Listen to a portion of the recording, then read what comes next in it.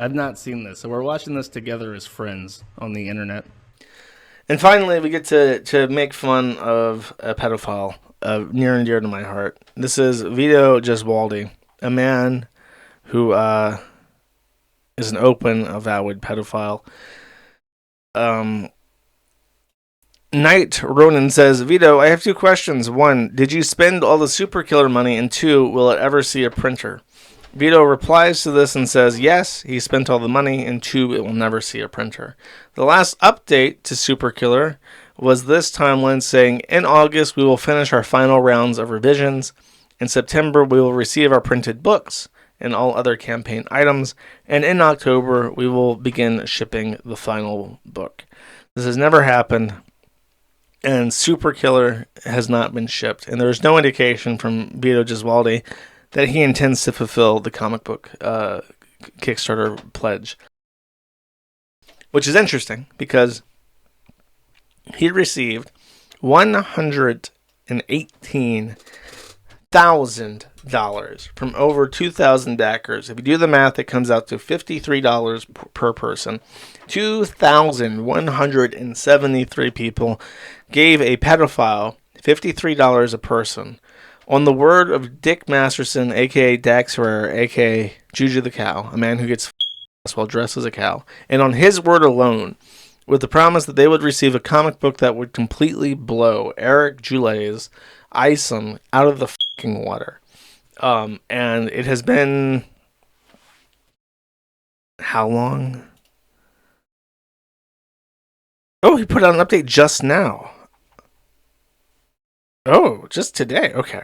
Hold up. Let's see. When did this start, I wonder? Because I feel like this has been a full year at this point.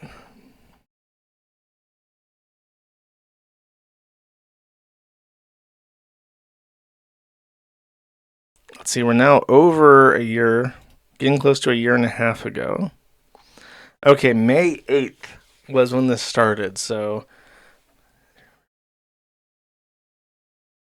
December, November. It is a year and a half. It's been a full year and a half since he started the campaign. And this is his latest update. You ready? November update. Hello, Super Killer family. I just wanted to drop in with a quick update on our progress. Aside from a few remaining tweaks, the inking is finally completed. The inking? Sir, I thought we were printing. I thought the final round of revisions was in August. Where the inking is done. Okay. Our remaining tasks are lettering and coloring. Bro! I thought the inking included the coloring. So it's just the line art. This is the line art now. Okay, so he's, after a year and a half, on the when everybody should have their books at this point, he's finished the line art and the inking of the black. Okay. Fingers crossed. Okay, so they're already halfway complete, though. Fingers crossed we should have these tasks finalized in the next few weeks and be able to get the book off the printer before the end of the month. Our shipping date will really depend on what order we get placed into the printing queue. I'm hoping our order quantities are large enough that the printer can expedite us closer to the front of the line, but otherwise we're at their mercy. I mean, you didn't get this order in months ago? You didn't say... If you tell the production companies that you are trying to make for a certain day, months in advance, they will accommodate you, just so you know. I'm also looking at expedited rates to see if there's any way to get the book stateside quickly rather than waiting on a slow boat to China. Movie reference. Okay. Wait, so he's not even printing the book in the U.S.? You're going to raise $120,000 almost for your comic book, and you're not even going to print it in the U.S.?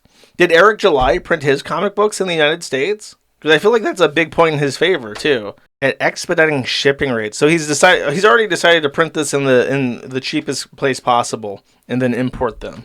Wow, I bet there's no fucking way.